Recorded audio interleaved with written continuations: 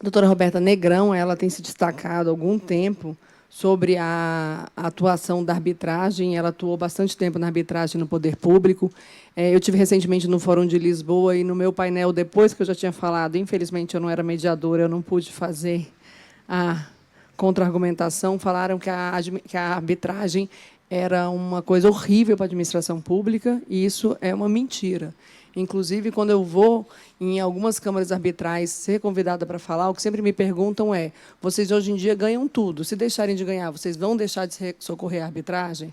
E aí eu falo que não, porque a arbitragem é um instituto sólido, ele atrai investimentos, e que, justamente por ser administração pública, se eventualmente a gente começar a ter derrotas em processos arbitrais, a gente pode rever os nossos processos internos para que a gente possa se adequar a uma norma que consiga ser validada em qualquer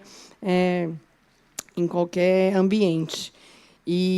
Mas nem todo mundo conhece também a atuação da arbitragem na administração pública. A doutora Roberta conhece a atuação da arbitragem tanto da administração pública quanto do setor privado.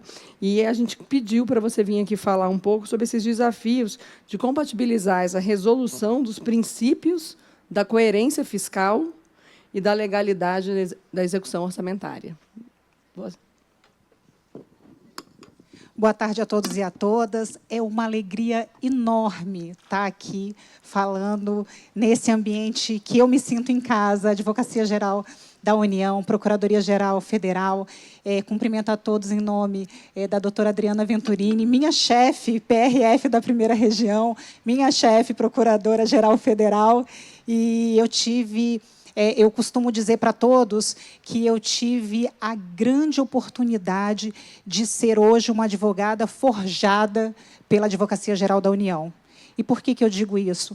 Porque, na Advocacia Geral da União, os advogados públicos, eu ia falar nós é muita gente, mas os advogados públicos, eles têm a oportunidade de transformar a implementação de políticas públicas. Cada um no seu quadrado. O gestor pensa e formula essas políticas, mas o dia a dia, quem vai viabilizar, no fim das contas, essa implementação, seja no trabalho de assessoramento desse gestor ao longo do desenvolvimento dessa política, seja na elaboração de um parecer ao final para assegurar a legalidade deste processo, ou ainda seja nas trincheiras contenciosas para fazer valer essa vontade política do gestor, é trabalho da Advocacia Geral da União. E essa visão de público que eu tive por 17 anos, e agora ainda não tenho um ano na advocacia privada, eu trago para o tema de hoje. Veja, por que nós estamos... Por que falar, né, de arbitragem e precatórios em um encontro global preparatório para a COP30? Ora, nós estamos aqui olhando para a ODS 16, né, aquela ODS que vai tratar justamente da implementação de um Estado de Direito e de instituições eficientes.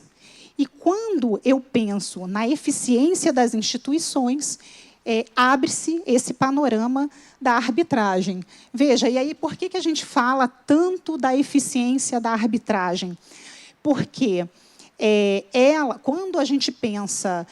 primeiro, a gente teve um amadurecimento legal, certo? Uma construção de marcos legais importantes e relevantes para que a administração pública pudesse, no exercício da sua autonomia da vontade, ser parte de um procedimento arbitral. Vejam os senhores e as senhoras que até 2015 não havia uma previsão legal, exceto na lei da ANP, e isso freava de uma maneira significativa a atuação do poder público em arbitragens. E não só isso. Veja que a administração pública, quando se vale desse instrumento, da arbitragem, na verdade, ela está fazendo um cálculo. Ela está considerando custos de transação. Vejam, ora, quando eu falo em custos de transação, eu vou comparar dentre as opções que eu possuo: litigar perante o Poder Judiciário, ou escolher um foro qualificado. E eu digo qualificado em que sentido? Onde eu vou escolher um decisor conhecedor e experiente técnico daquela matéria para proferir uma decisão com mais tempo, e com mais tempo, que eu falo assim, ele tem mais tempo para gastar com o processo, com uma possibilidade de flexibilização do procedimento, de uma maneira que eu consiga entregar a prestação jurisdicional num prazo menor. E aí eu dou um exemplo vivido meu na ANTT. Nós tínhamos, não sou eu, o doutor Jonas, que está aqui também, esteve comigo nas trincheiras. A agência possuía casos de reequilíbrio econômico-financeiro discutidos em âmbito judicial, cujo processo já durava 10 anos, e a gente ainda estava em primeira instância. E aí você se depara diante desse procedimento, e que a lei promete, né, uma exiguidade de prazo, uma eficiência da entrega jurisdicional em razão dessa especialização e celeridade. Quanto tempo? Inicialmente se pensava 2, 3 anos. Essa promessa ela se concretizou? Mais ou menos. Nos procedimentos onde não temos perícias, ou seja, um alargar da produção probatória, realmente a arbitragem ela conseguiu fazer as entregas que se prometeu. Vejam os casos da ANP. Agora, naqueles outros procedimentos onde nós temos um alargar probatório, aí nós temos casos com 5, 6 anos. Mas lembrem-se, quando a gente fala em custo de transação, a gente compara com a outra opção viável, que é a opção do Poder Judiciário. E isso é um ponto importante, porque a gente está falando aqui de proferir decisões judiciais, ou seja, o juiz togado age como se o juiz arbitral age como se um juiz togado fosse. Agora, quando a gente fala em arbitragem para o poder público, a gente pensa basicamente em 2 tipos de contratos ou problemas que a gente vai submeter à arbitragem. Nós temos aqueles problemas decorrentes dos contratos administrativos gerais comuns, e aí o que eu estou falando? Aquela compra da caneta BIC, aquelas obras importantes, veja que o TCU elencou quase 8.000 obras de escolas ou hospitais paralisados, locação de imóveis funcionais. Tudo isso, segundo a nova lei de licitações e contratos, pode ser submetido à arbitragem. Tudo, vírgula, todos os conflitos relacionados a direitos patrimoniais disponíveis. Agora, percebam, sobrevindo uma sentença jurisdicional condenatória que impõe um pagamento à União ou suas autarquias e agências, qual que é o regramento cabível, certo? E aí, senhores, aqui a gente segue exatamente a mesma regra. Tem um monte de advogado discutindo, mas me desculpem os ilustres doutrinadores, o regramento é muito claro, o artigo 100 da Constituição. Obrigação de pagar imposta a um ente público se dá mediante o regramento de precatórios, certo? E a arbitragem sendo uma sentença jurisdicional, só que ao invés de ser proferida pelo juiz togado, é proferida pelo árbitro, segue o mesmo regramento. E aí me deparei com uma situação que já me questionaram, mas e se tiver empenho? Se tiver empenho, o dinheiro está lá guardado, como assim eu não vou poder me valer dessa forma de pagamento, ao invés de ter que esperar a expedição de um precatório? Exatamente, senhores. Por quê? Porque se nós formos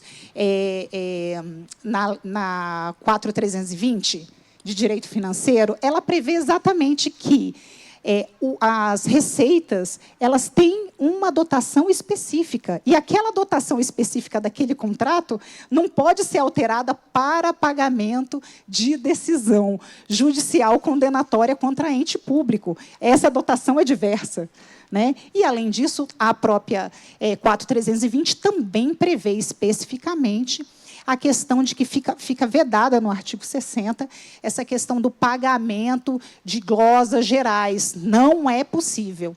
Além disso, quando a gente pensa numa sistemática do direito financeiro, veja, aquela despesa, ela ainda não foi liquidada. E se ela não foi liquidada, ora, aquele valor empenhado retorna. O que eu quero dizer com isso? É que, nesses casos, eu não tenho outra alternativa senão o regimento específico dos precatórios. Corta. Mas nós temos outro tipo de contratos. Aqueles contratos complexos, incompletos, relacionais, de longo prazo. E aqui eu estou falando de contratos de parceria, contratos de concessão. Dou um exemplo aos senhores. Um contrato de concessão de ferrovias dura 30 anos, pode durar 60 e ser prorrogado até 90. Veja a especificidade, eu não estou falando de um contrato de uma construção de escola de 3 a 5 anos, que tem o seu nível de complexidade. Eu não estou falando de um contrato de compra de uma série de canetas que se exaure no ato. Não, é um entrinchado de relações recíprocas das partes, cujo cumprimento depende muito desse cumprimento recíproco. Veja que isso transforma todo o contrato.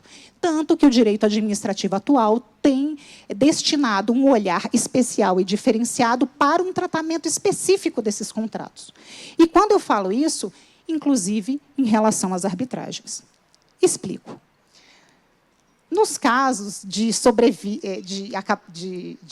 ser proferida uma sentença de pagamento condenatória da União ou suas autarquias, e aí eu faço um disclaimer, parabéns, NEA, parabéns, EARB, porque fazem um trabalho de excelência. Eu fico contente em ter participado da germinação desse projeto e ver mentes brilhantes, referência na atuação da arbitragem no Brasil. E digo isso porque o êxito é enorme, tá? São muitos mais casos de êxito do que de insucesso. Mas retomo o meu pensamento. Nesses casos, havendo a sentença arbitral que condena ao pagamento, qual é o regramento específico? Precatórios. Ora, não é sentença jurisdicional? Não vamos escapar dos trilhos. Seguimos no trilho do precatório. Agora, para esses contratos, o decreto 10.025 prevê três hipóteses em que, em razão dessa longa duração, dessa complexidade, dessa característica diferenciadora desses contratos, é possível, se houver o acordo da administração pública, das partes, que esta obrigação de indenizar seja feita de maneira diversa. E de que forma? Pelo reequilíbrio, se valendo de instrumentos contratuais ou regulatórios disponíveis no contrato. Aquele bom e velho reequilíbrio do contrato, aumenta a tarifa, diminui a tarifa, aumenta o prazo, e aí eu estou falando não da prorrogação contratual, que é um instrumento diverso, eu estou falando da extensão ou alteração do prazo do contrato, que isso vai repercutir no valor final. Ou ainda, inclui uma obra nova no fluxo de caixa ou retira. Ou seja, são os mecanismos que eu tenho para pagar esse valor via esses mecanismos do contrato. Uma outra alternativa que eu tenho é haveres e deveres nos casos de relicitação.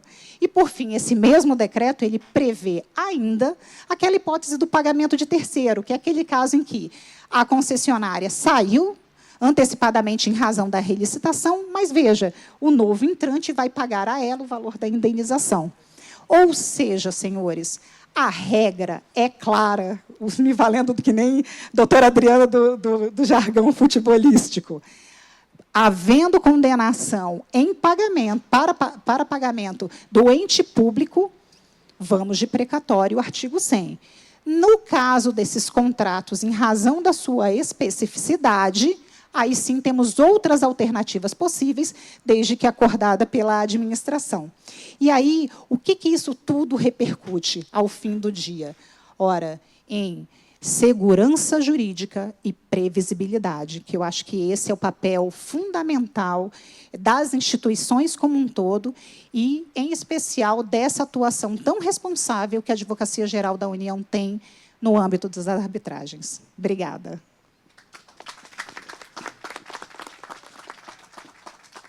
Obrigada, doutora Roberta. Eu sou horrível de moderadora, porque normalmente eu sou muito brava. Eu faço o pessoal cumprir o tempo assim à risca. Mas, como a gente é o último painel e depois vai ter um coquetel, eu estou aqui me deliciando ouvindo vocês, e quanto mais, melhor, porque eu não estou com a menor pressa de ir para casa. Essa questão da arbitragem ela é muito delicada, ainda mais nesse momento que a gente está vivendo, né? Um dos motivos da necessidade do poder público utilizar a arbitragem, isso teve previsto na lei da ANP, foi para atrair investimentos estrangeiros. E quando a gente vê num momento onde a nossa soberania está sendo questionada, onde se fala com naturalidade, inclusive vocalizado por brasileiros, de que o judiciário ele está, de certa forma, alinhado, em conluio com o Poder Executivo, isso tira a credibilidade, a confiança dos investidores no Brasil e gera uma fuga de capitais.